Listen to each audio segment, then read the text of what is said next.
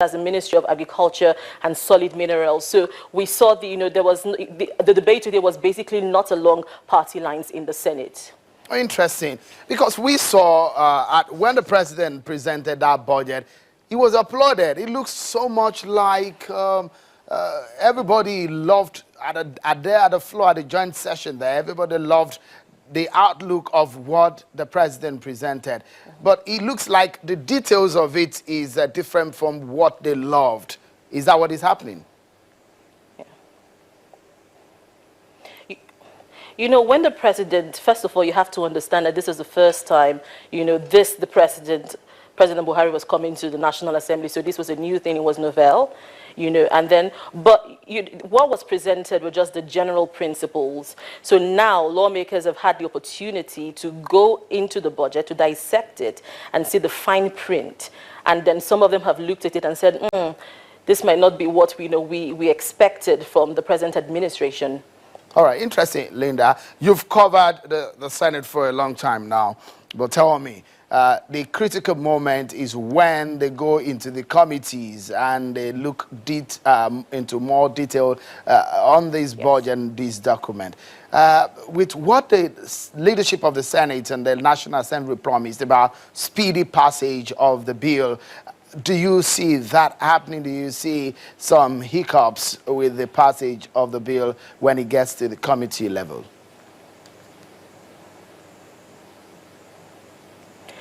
Well, I think it's too early to say whether the passage of the bill will be speedy.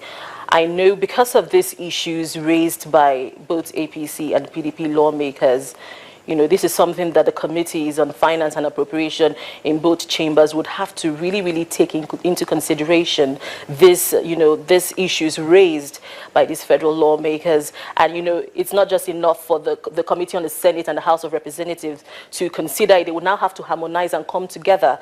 So I can't say for now how soon they would pass the budget. So it's something we have to, see going forward. So tomorrow, too, the continuation of the debate, isn't it? Yes, in the Senate, the House of Representatives has concluded the budget debate. All right, thank you so much, Linda. That's my colleague, Linda Akibe, who has been covering the Senate.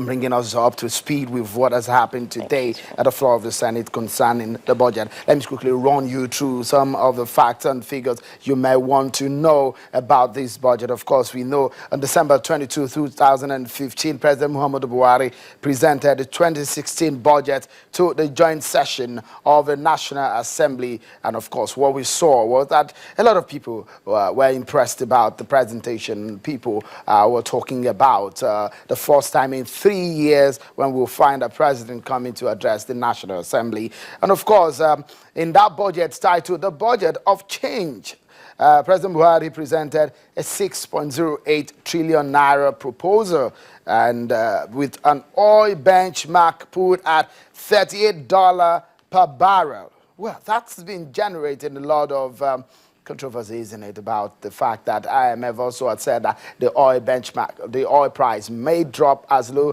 as $20 per barrel. Well, we'll see how that plays out in the coming days. But production projection, we've talked about diversification of the Nigerian economy, but they've put the production projection at 2.2 million barrels per day. Well, with what we've seen recently, with the activities of vandals on our pipelines, we see how that plays out also. And of course, at the end of the day, senators raised alarm on the 12th of January 2006 about a missing budget. A lot of controversy also were generated by that. On the 12th of January 2016, a committee was raised to look into that matter. And at the end of the day, this is what the Senate president said about the matter. He said what he distributed, talking about Senator Itaiana and the advisor to the president on the National Assembly matter, says that what he distributed is different from what was presented by Mr. President. And at that time, the Senate president said it's only what was presented by the president that will be deliberated on. But eventually, we saw the president transmitting a letter to the National Assembly on the 19th of January 2016, which was read and they adopted a version which was represented to the National Assembly. Let me get my guest here talking about this matter as we round up on that matter. Mr. Energy, with what we've seen so far, my colleagues have told us what has transpired. It looks so much like the lawmakers are tearing this document apart, and it seems that the atmosphere at the Senate is different from what is happening at the lower chamber. What do you make of that? Well, during this dispensation, we have seen that even though they are both embroiled in one controversy or the other, especially at the commencement of this session, it appears that the Senate itself, given the problem that the leadership is having, has a different mood altogether, towards certain things with the executive. That is not to say, however, that the Senate will not pass the budget. I believe that there is enough atmosphere of fear, even among legislators, because, there's like the Christians will say that the Bible says that we have fallen short of grace by our sin. So when you have some political albatross by your past, there seems to be some trepidation when this kind of anti-corruption crusade is going on. So some people, much as they want to raise their voice, are usually very cautious. So to that extent, they will not want to come across as confronting the president.